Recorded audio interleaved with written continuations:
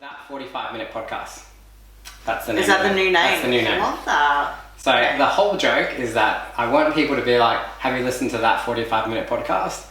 And they'll be like, which one? And then they'll be like, that 45-minute podcast. Got it. Yes. Very So clever. hopefully that will catch on and it will be a thing. Okay, love that. Thanks for coming on the seventh iteration of a podcast that I've made. Thanks for having me for, I think, about the third ever between us. I think we've done about 3. Yeah, I think so. 4 or something like that. 3 or 4. Yeah. You were living in Adelaide before and now you're back on the Gold Coast. Correct. Now there's lots of people that go to the Gold Coast. What is the main attraction to GC? Okay, so I just want to highlight, and this was me too when I moved about 6 years ago, the Gold Coast is quite a big place, and I think people have this misunderstanding that it's basically surfers paradise and broad beach. Like it stretches out to like how big is it, like Adelaide? Oh, like from the bottom to the top, I think it would take you like, it's like 50-60 k's. Like from Coolangatta, like at the bottom where northern New South Wales, like New South Wales border,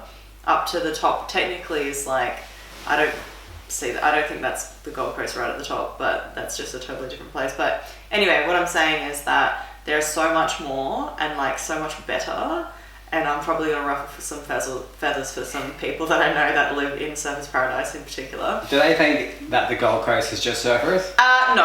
I think when you get there, you think that it is. Like people going on holiday are like, yeah, well that's Gold Coast because that's where you stay. You stay in Broad Beach or you stay in Surfers Paradise. But I live a bit further south from there, and it's just a little bit more natural, less. I mean, it's still busy, but it's less like dirty and like less touristy. Yeah, is the word I'm going for. Do you run into many tourists where you live or not? Yeah, I do. But I once lived in Broad Beach early on, and I would say there's more tourists then, and then be like school holidays where you just knew that people were not from here. Fun fact, I lived in a hotel for about 2.5, 3 years out of those 6. So they were like the times of my life because people would come on holidays and then you'd see them on the elevator and they'd be like, oh, do you live here? And you'd be like, yeah.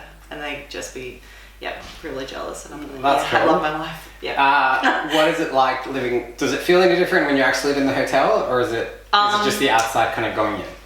No, I feel like you feel like you're on a little vacation. Cool. Obviously you have life that goes on outside of living in a hotel, right? Like you have to, go to work and make ends meet and do all the things, and you still have groceries to do and you still have to clean your house and stuff.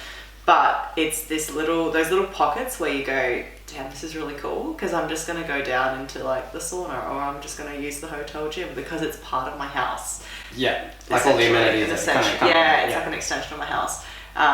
So that's the cool thing about it. I think like even just having reception, which is technically going to be like your like, what am I trying to say? House manager. What am I trying to say with that? But let's say like landlord, so to speak. But if you have an issue, it's like, I'm just going to go down to reception and ask them to do something. Also, fun thing, sidestep, like getting deliveries sent to you, so much easier. Someone's at the front desk all the time. So all your packages, you just go to the reception and be like, hey, can I pick up my... Yeah, so I miss those kind of things. What made you leave the hotel to... to be honest, finance, it became... Was it a lot more expensive? I think, so in general, everywhere became more expensive after COVID hit, and then a lot of, after COVID hit, so like once we were going back to new normal, a lot of people from Sydney, Melbourne started to catch on and were like, oh man, it's like the lifestyle's better, it's actually cheaper cost of living than where we are, and so they threw a lot of money at buildings and essentially all the rent everywhere went up like significantly. So those were early days where you could still live in a hotel, but it's ridiculous now. You still can, but it's really, really Are apartments cheap because there's more of them over there than here, or are they same? I would say the cost of living in general is higher than in Adelaide, but I think everywhere is going crazy. So there is more of them. And it depends where you go, but everywhere nowadays is just... It's just expensive. Yeah, it doesn't matter. So. When you lived in the hotel, is this when you had access to that little carport garage, like outside of your house? Or was that like a different place? Oh, different place. That was my friend's house, actually. Okay. Do they have a gym? Well, that's what we converted into their shed. Okay, yeah. During COVID, we like converted that into a shed because like when I lived at that hotel, they had to shut that gym because it was how annoying. public use. So, we created that little... So you'd go there, use the garage gym? Yeah. Oh, and cool. it was literally just down the road. So we lived like street over. So Sweet. it was really Cool. convenient. So, yeah. How close do you live to the beach now? Like across the road, 400 meters. Oh, wow. Yeah. Okay. Yeah, still close. Yeah. I can't. It's like my little non-negotiable. Like I have to be able to walk there. How does it feel from the outside looking in? Yeah. It looks like a lot of people are going there from Adelaide, for example. Yes. How does it feel to have everyone find out about the Gold Coast? Look, I don't. Because that's what it looks like. I don't think that I'm the first one to discover it, but I feel like I made a leap much earlier than a lot of people, and I don't want to feel like I'm the influencer here, but I don't know. I think that I made that jump a little bit earlier than a lot of people, but I have seen a huge noticeable trend. And like I said, I feel like COVID changed things for people. I think it made people really reassess what they're doing with their life because it just, at any point, it's just flipped on its head. So like I said, people became more mobile, work became more mobile and remote, like the idea of like, internet or online businessing or online jobs or working from home or like just that flexibility changed a lot for people. And I think that made a huge difference into people going, actually, maybe I don't need to stay where I am. And, if I was locked down, again, would I want to stay right here? I think that's what it taught people. And I think that's why I feel like that's a reason a lot of people just like boomed into moving and feeling more like they would want to change their lifestyle. And I guess Gold Coast is what I would say is like the Gold Coast is the equivalent to me right now, is the equivalent to like, when people become digital nomads in like Bali or something like that. I feel like that's like Australian equivalent of Bali in that sense of like people becoming content creators or whatever, and they're just living in that lifestyle, albeit more expensive, but I mean, I guess you probably can network with people a bit better over there and probably meet people that are maybe a bit more like-minded. Correct. I think that it's a younger population that lives there in general, and I think it's also really transient. So I don't often meet many people that are Gold Coast born and bred. Like it's often people that have moved from somewhere. So in that respect, I think you have this like melting pot of different experiences, cultures, background knowledges, ways of living, and that's what creates that kind of like openness, I suppose, maybe less rigidity in living. I've always wondered this about bigger cities or cities where you have like people that come to the city. Do you think it feels easier or friendlier to meet people there than like maybe in Adelaide?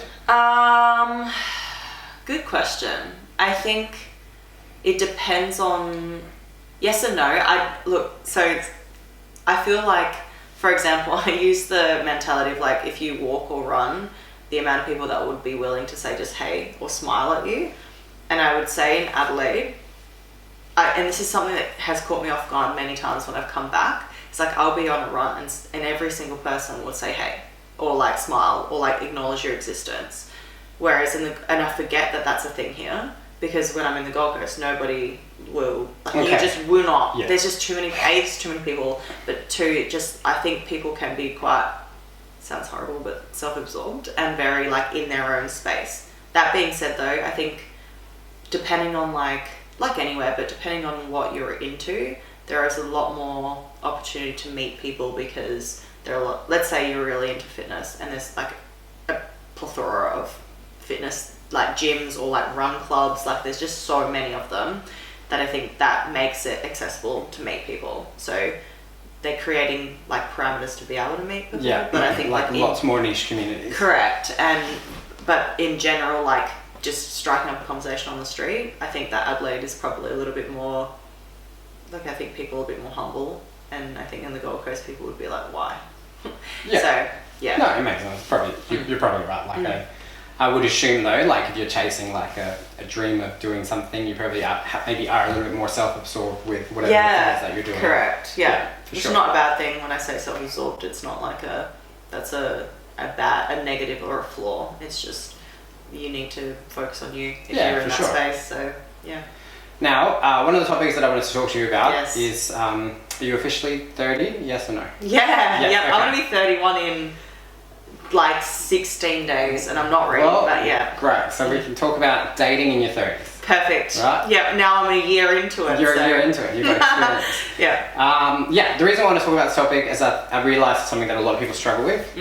We live in a world where we have like an abundance of choice, or it looks that way through the apps like Tinder, Hinge, Bumble, Grindr, whatever it is you use.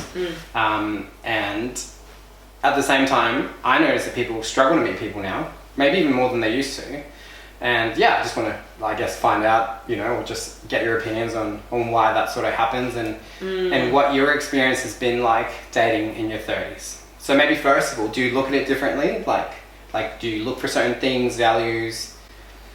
In others? Yeah, and maybe even within yourself. Okay. So at the age, yeah. So I know what you're saying. Yes, I do. I think I'm probably a lot more aware of like what I'm looking for and what I'm bringing to the table. And I think in your 20s, you kind of come into a place of, if this one, like I guess you find it, you're more inclined to just go, oh, well, there's a connection with someone, or like there's a spark, and therefore we should just roll with that. Like I don't know about any of the other things, but like I'm attracted to that person, and that person might be attracted to me, so therefore we should just roll with that. Whereas I think when you're in your 30s, you have this opportunity to bring in a bit more rationale, and you can go, yep, I can find you attractive, and that's really nice that you also mutually find me attractive. But is this enough to then develop? Do we have other like facets where we get along, or do we hold the same values, or do we want the same things? And that's a big one. Do you want the same things? I think in your 30s, you're probably a bit more aware of what you're after, and perhaps what you're bringing to the table, and perhaps a little bit less likely to chase just because there's a spark. That's a thing. I think it just comes with experience, right? Just in the realm of dating and knowing yourself more is a big one. But that's not to say I feel like there are also a lot of people in their 30s that haven't quite reached that. I think sometimes people don't. I think I agree with everything you're saying, and I think the way you put it is you realise that you bring something to the table. Because you're right, when you're in your 20s, you don't realise you're bringing anything to the table. You don't even realise there's a table there. Correct. Yeah. You're just like, you're human, and like, I'm not sure if any other human will ever find me attractive again. So like, let's just bet it all in, put all bets on the table. I think that's where the mindset changes, right? In your 20s, it's like I need somebody else. I need to be in a relationship because that's the right thing to do, and it's what everyone else is doing. And if I don't have someone, then what's wrong with me? And so we're coming from this like scarcity of like somebody else is filling a hole that I'm supposedly having. I have a hole there. Whereas I think when you're in your 30s, you've spent like the last probably decade establishing a little bit more about your identity. You've probably got a few things going for you. So, some kind of stability in a work role, or finding yourself in a place where you've learnt a lot of things and you've grown a lot in other aspects. And so, in hopes that by in your 30s, you sort of arrived at this place where you go, I actually really quite like my life. And somebody else being part of that is just an addition, and that's a great addition, but it's not a necessity. And you come into it with this mindset of like, if that's going to work, then what do I bring to the table for that person to add value to their life, and what does that person bring to the table to add value to my life? Not necessarily because I need that person or that person needs me, but that our lives are elevated by having that person in our lives. So I think that's where the shift changes. Not for everyone though, but I think that's where the shift changes. 100%. No, I agree with that. I know that for myself, one of the things that I noticed was a bit different, just maybe having some life experience when I first turned 30 in dating, was just the realization that things can end, and that's okay. Like sometimes you try before you buy, and it's been 6 months or a year, and you realize, you know what, you're a great person, we're just not amazing together. Yeah. And I don't want to keep wasting your time. Yeah. And that realization of like, it's okay to realize, you know what, somebody else will find you great. Somebody else will love all the things that I don't love about you. That's it. And you know, that's okay with realizing you don't have, just because you invested a little bit of time, so then you have to invest more of your time. Exactly. I think also there's this perhaps a bit more of a shift that might be happening where if that was to happen to you in your 20s, like someone turned around and said, look, I'm probably not as invested as you are, or maybe I don't see this as going further after say 6 months, then I think there's this thing that happens in your 20s when you go, what's wrong with me? And it's all me, it's on me, rather than the other, realizing that it's actually nothing to do with you or the other person. It's just that person doesn't choose you because it's almost like a blessing, right? It's just like, because I do like you as a person, but I don't see us as a thing. So it's better that you have an opportunity to find someone where you feel like they choose you first, right? Rather than sort of, I'm kind of half into this. Yeah, for sure. You want the person that will choose you above other things. Correct. And I think when you're in your 30s, like, yes, that hurts when someone turns around and goes, yeah, I don't want the same things as you. I don't see this going anywhere, even though maybe you've invested that. It hurts, but it's also just like, hey, that's not a representation, doesn't resonate on the person that I am. It's not because I've done something or it's because I am a certain way. It's just that you don't choose me, and that's okay. It's sad, but it's okay. So I think that's where that shift happens too when you're in your 30s. Perhaps there's this level of like less anxiousness about like, well, I need to fight for it, you know, I need to show, I have to prove that I am the right one, right? You just kind of let that slide a bit. From a psychological point of view, is there something that just happens like with us, like where we're officially mature, like by a certain age? Honestly, no, I don't think so.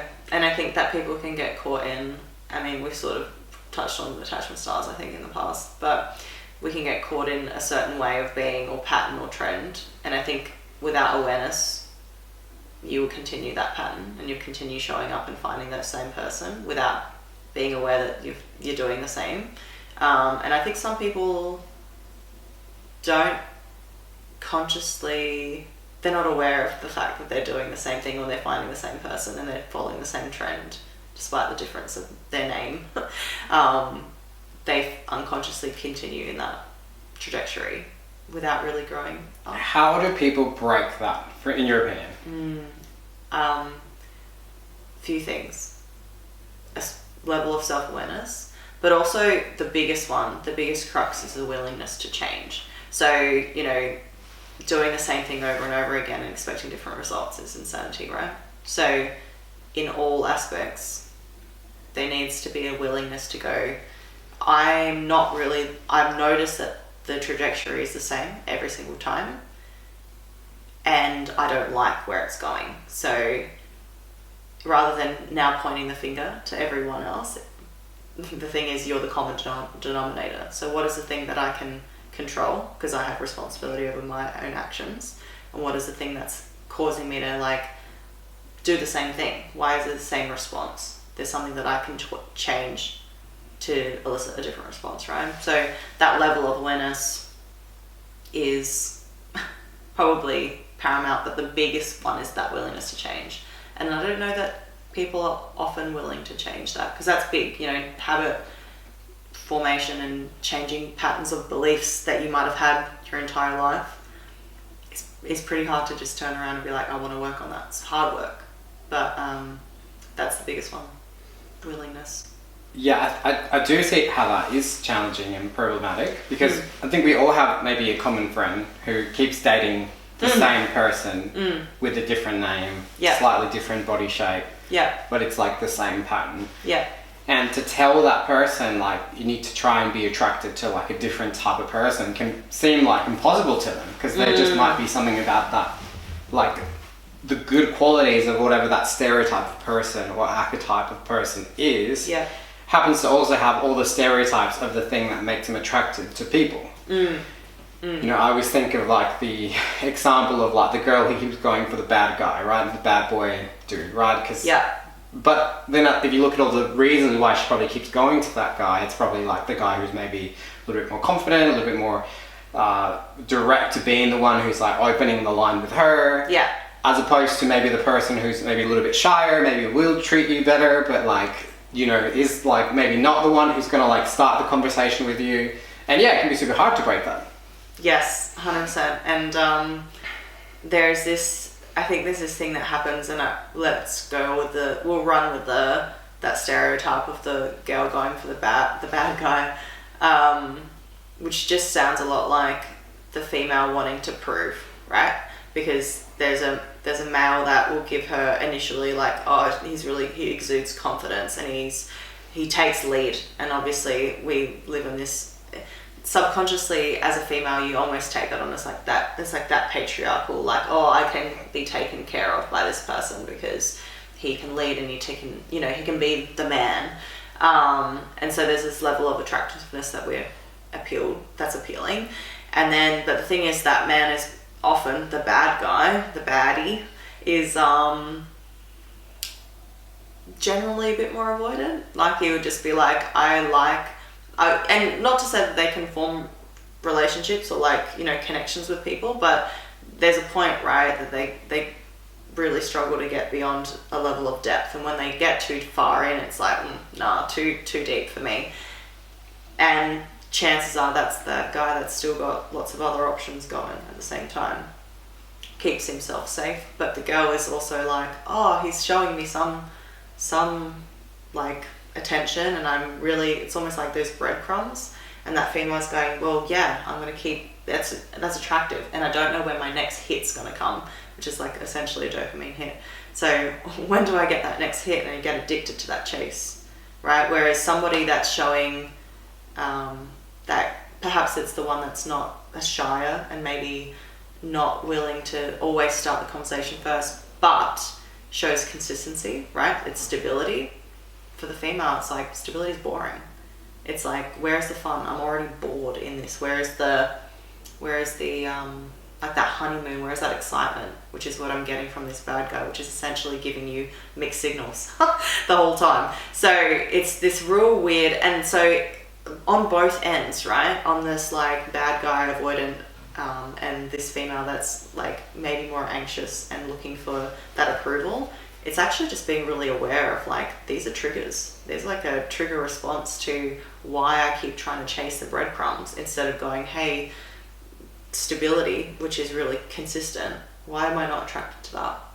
And it often comes from like how you were raised, what you received from parents as love, but also just your own experiences in relationships in the past.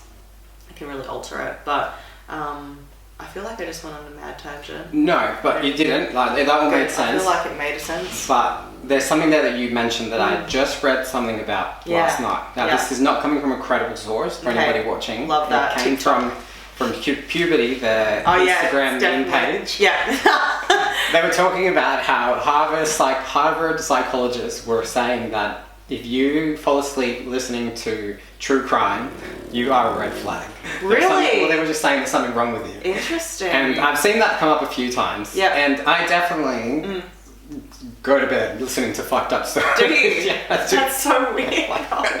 Find it too. Damn. Okay. I know. And then I actually bothered to read the remainder of like the the little blurb that they were saying from the headline. And it said the reason why that's bad is because essentially something along the lines of, if you find it soothing to go to sleep listening or watching Law and Order episode or true crime podcast or whatever, then it's because you find boredom like boring, like you find just peace boring, and that is the issue. So you need like some type of conflict introduced into your life just before you go to bed for you to be like, oh, drama, things are fine, I can go to sleep now. That's so intense and so interesting, because they've like, in terms of, and this is where a lot of like when people are not willing to do the work, and I put that in inverted commas because I feel like that's a real buzzword right now. I'm allowed to say that as a psychologist. I feel like this is the crux of a lot of people able to find healthy relationships, because healthy is stable, and it is sometimes it seems monotonous or boring, and that sounds bad. And then what I mean by that is, sorry, I'm gonna revert. No, I it's 100% consistent understand what you're saying. and it's stable because that person shows up for you every time, and you don't have to question that, right? And so if you're not used to that, whether that's when you're growing up in terms of like how consistently did your parents show you love, or did you feel like, or was it perceived that you had to do X to receive that? If you, versus someone that got it and knew that they got it unconditionally all the time, and then maybe you followed that trend when you were dating early in your like early 20s or, you know, late teens, and you followed that same thing where you kind of had to feel like you had to prove yourself in some way, or there's like this level of like, am I worthy question, then you will always find stability or someone showing up consistently boring. And it will be, and so two things can happen, right? Like there's this anxious attachment that will not really, that will find that kind of like, oh, that's the nice guy or the nice gal, let's just go next door, it's a bit, I'm not fully attracted to that.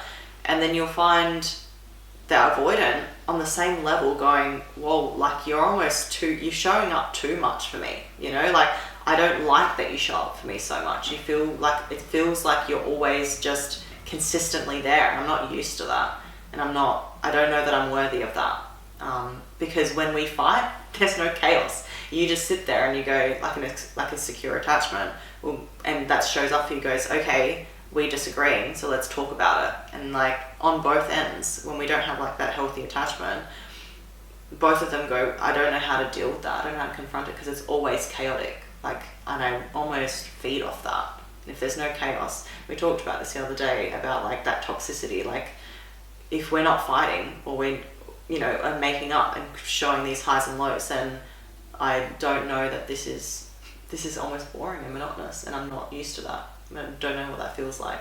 But yeah, that's healthy really, is boring. Yeah, that's really interesting. And that 100% makes sense to me, because when I went through my divorce, I remember looking specifically towards the people in my life who had those boring relationships, who were really good. Yeah. And I almost went up to them and I was like, you know, where did I go wrong? Like, because I did probably have a relationship that maybe the relationship itself wasn't dramatic, but like I probably introduced a lot of drama in my life at that time. Yeah. And I would look into them, to relationships that I probably viewed for many years as boring relationships, and now looking at them like, oh my god, like that's what I need. Like I need boring. Like I've had too much excitement, and it ended up in a divorce. Yes. Like I need the opposite of excitement. I need like, you know, just the same group of friends, and we play board games, and you know, the Saturday night finishes at like 10 p.m. at a reasonable time, and we get up to go for a hike in the morning, you know, just those things, which now I really crave, and I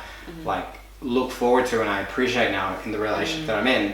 But there was definitely a time where those things, like I hate, you probably used to hate hanging out with those friends, because I would find that like, oh, this is so boring, we're playing board games, like let's get fucked up, like and after having a certain life experience, realizing, you know what, there's a beauty.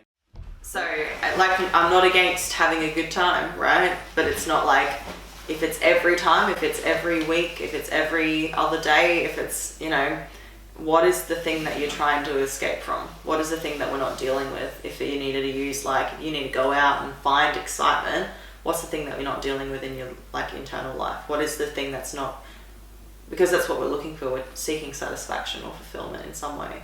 So what am I not getting fulfillment from if I need to source it out by having, you know, one night stands all the time, or having like real late nights, getting on the piss, like taking drugs? Like, what am I trying to get out of that? You know, what am I trying to fulfill? What is the hole that I'm trying to fill up? Because there's something in my everyday life that I'm not entirely sure about or fulfilled in.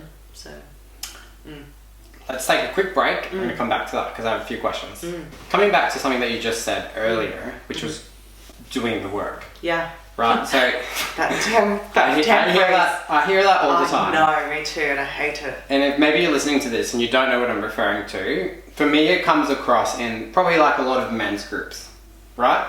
Yeah. Which, I'm not gonna lie, like, I don't dislike men's groups. Mm-hmm. I like groups and I like men. Not that way. But I like the idea of it. I just like, and part of me wants to be like, do I need it? Because I look at those things, I'm like, I don't need that. Like, that's not what I need to deal with demons that I have. And maybe like, nothing about it like resonates with me, if I'm honest. And part of me like struggles like, does that mean that I'm exactly the person that like needs to do this? And I'm gonna break this down, right? Like, for example, lots of those groups will get you with, let's do like a joint hard thing together, right? Insert ice bath, right? Like, I do hard things all the time. My shower doesn't heat up. Yeah. I have a fucking cold shower every morning. Not because like I want to, just because like that's just the reality of where I live, right? I choose to do hard, like I find it fun to do hard things, right? So when I'm going like, I don't want to do hard things with other people, like I don't find maybe the thing we're calling hard that challenging, and also like I don't maybe always enjoy doing those things in a group. Like, I don't know. So what's your thoughts on what people now refer to as doing the work? Okay, so I think if I was to define what doing the work is a level of, I guess, interoception. And so people being, and what I really like about it is that people are more willing to become self-reflective on their own, like who they are, what they're doing in their day-to-day life, and how can they maximize, you know, just their potential. So does that mean like, hey, should stop doom scrolling till frickin' midnight on Instagram or whatever, and like, hey, maybe I should like work on going to sleep better, and like maybe I should drink more water than I drink beers, you know, and that's awesome. So I'm not going to discount that. Doing the work means that there's a level of encouraging people to develop a level of self-awareness and try and better their life. But like with anything, there's always like, there's this pendulum, and if it swings too much to one side, it's just like, what do we get out of this? And so what I mean by this is like, why are we focusing so much on the 1%ers and not really on the 99%? Yes. So I'm seeing a lot of people just go, oh, you know, and I guess power of social media too, like you see these influencers give you this like, this is my morning routine, and it's like, I get up at 4 a.m. and then I meditate for 2 hours, and then I sit in my ice bath for 20 minutes, and then I have like a cold shower, and then I go and do like another like 30 minutes of breath work before I take a like beach walk and ground myself with bare feet. Like, that's lovely. But how does that resonate with Rhonda, who's a single mum with 3 kids trying to make ends meet? She's going to have 3 hours to do a morning routine. And from the outside, part of me just looks at that and almost, like, I'm not someone who hasn't lived life. And I look at that and I'm like, I get the point of having a routine. But you needing 5 hours to get your shit together shows me that you don't have your shit. Like, correct. The irony of that from the outside looking in, and I know that a lot of people look at that and they don't see that. Yes. And the part of me that sometimes thinks, am I crazy? Because when I look at that, I'm like, do you not see what the problem is here? Because to me, it's like, or for example, when people learn some pop psychology terms and they're like, I do this because of my inner child. Yes. And then it's like, no, you're now justifying your behaviors on some tiny bit of information that you read or listened to on a TED Talk. Yes. Like, but you're still doing the thing. Yes, and this is agree. And I think sometimes people doing the work don't know where to start, and they get overwhelmed and they go, well, if I start doing ice baths and I meditate, then all my problems will go away. But it's not really dealing with the crux of this issue. And what I mean by that is, I'll give you a really prime example. Someone that was very dearly close to me and isn't anymore was very much constantly seeking something for self-improvement. So like to the extent where like they'd go on like 10-day silent meditation retreats and like fully get invested in a lot of things, like, you know, go away from work and be on these like, you know, just negate other responsibilities in life in order for them to better themselves. And the thing is, at the end of the day, what they were struggling with the most was like very, very deep dark anxiety and depression and not putting in the work for that. Just trying to sort of go, if I meditate and I speak positive affirmations to myself, if I do yoga, like all of these things will go away. And not to say that that's a level of self-care, but it became their entire identity. It became like, that's all I can do. It's almost like busyness without really working on the thing. Okay, and I think that's really valuable because that's something that I can relate to, and maybe you can as well. Like with exercise, like I probably still have this to a large degree. Like I medicate myself with exercise. Yeah. Like I realize, like I make myself so tired, like I don't feel things. Yeah. And I'm just like tired enough that like I don't care about just being on the couch late at night. Like I don't need that alcohol or that drink anymore or whatever, or that drug. But it's like, and you know, you probably find like a healthy drug, right? Like people probably don't look at things like lots of exercising or ice baths or meditating as like drugs, but people do start utilizing this drugs. Yes. Yeah. So what do you do when you find that you still have that, like you medicate with busyness? I think it always comes back to self-awareness, right? And it's questioning, so checking in with yourself. This is a really powerful tool, but checking in and saying and asking the intention. What is the intention of me doing this? So I'll use exercise as a prime example because I've definitely gone through that, and there's times where I'm really aware that I'm doing it to self-medicate, to escape. It's just like if I get exhausted enough or I'm really stressed, it's like my ability to shake that out is through exercise, and often through running. And I notice the kilometers go up the more stressed I get, but I always come back to, I guess, coming back to, why am I going for this run? What am I doing? What is the reason I'm doing this for? Is it for training? Like, am I going to get better because it's part of my program or whatever it might be? Or am I doing this because I'm avoiding X?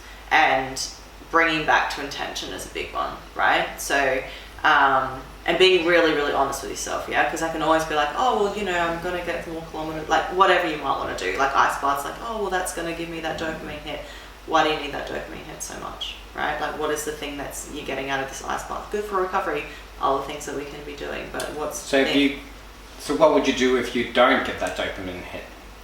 Well, I think we get really, I think that we also, as a society, are so, like, caught up in trying to receive that dopamine hit. Like, we're chasing that all the time. We want to be on this, like, high at all periods, but it's just the acceptance of that there are just low emotions, and that's okay, and the work and that's end. part of, exactly, and that's part of life, and that's the thing, like, you cannot experience happiness without having plateaus or lows or not feeling other emotions, right? Because then happiness becomes mundane. It becomes our new norm, right? Which isn't the point of happiness, right? So really being accepting that all emotions are like very much equally important. We need to have all of them.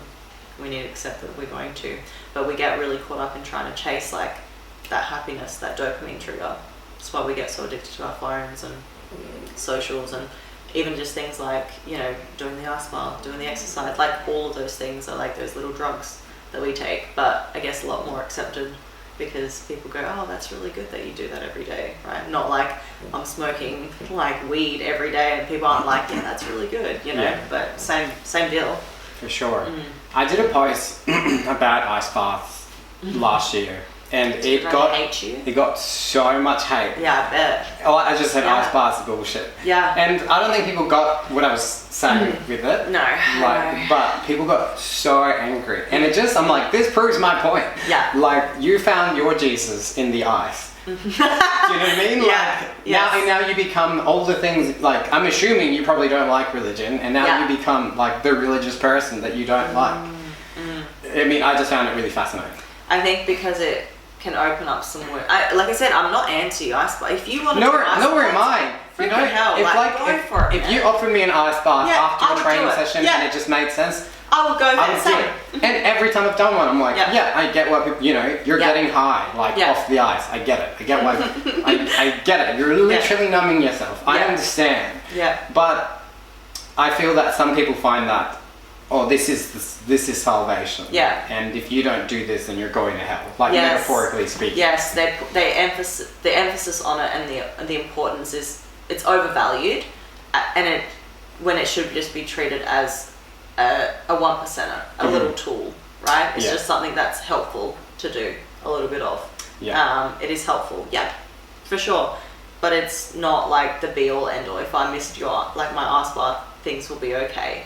But people, I think the reason you got so much hate for it is because people were triggered because it's like, oh, that's exposing some things that I'm not willing to do work on. Yeah, and I just love how some of these things, they're just trendy. So something that I started doing this year, is like I've found my relationship with faith again, and I've just started praying. So I try to pray 3 times a day, right? Which you could insert trendy word, meditating. Like, because I don't refer to it that way, no one gives a fuck, right? Yeah. But if I was like, I'm meditating 3 times a day, people would be like, oh my god, like. It's so true, isn't that such a buzz? And it's like, it's the same shit. I'm sitting down, trying to like not be distracted by things, like being aware of my thoughts, thinking about what am I grateful for. Yeah, it's the same. It's so interesting. I also have had this conversation multiple times around like trendy religions. So it's like if someone will pick up a book around Buddhism and like think like a monk, for example, Jay Shetty, a great book. But if the book was titled Think Like Jesus, it wouldn't get the same. You know, Jay Shetty's book would not be a number one seller, right? But it's just because now Christianity's not on trend, but Buddhism and the like, Hinduism is. So it's like, yeah. And part of me, it's the same thing. Maybe I've always been a contrarian, but part of me is always like, the thing that everyone's doing has to be bullshit. And now because people don't search for the other religions as much, can make me go like, maybe like those aren't as bullshit as I used to think they were. Yeah. You know, which has to do with this whole like, finding my relationship with religion again. I'm like, you know, because you start seeing how much of what people follow is just like a trend or is like the thing that's like cool to some degree. Yeah. 100%. And then that avoids doing the work. Like you shouldn't be doing the work because it's what's cool or Instagrammable. Yeah. You know, it should just be because like that's what you need to help you. Yeah. And you might not need that forever. I think that's another thing that I noticed with a lot of these trends. It's like you don't need that forever. Like it's just maybe a tool that you use for a little bit. Yeah. And you don't do ice baths anymore. You don't meditate. Yes. Or you don't keep. It's like the self-development book trap that I see people go through. It's like you'd be better off just reading one book and just doing what is that? Like if you've really self-developed. Yeah. Yes. Probably don't need hundreds of self-development books. No, you don't need to read all of them. Yeah. Agree. Truth. Take 1 second.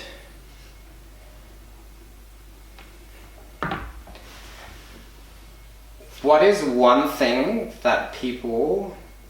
What's like a bit of a psychological tool that people can take with themselves leading into 2024 to be able to maybe be a bit more in touch or aware of the emotions that they're feeling, so that they aren't just doing things because they're trying to numb their emotions or because they're chasing an emotion.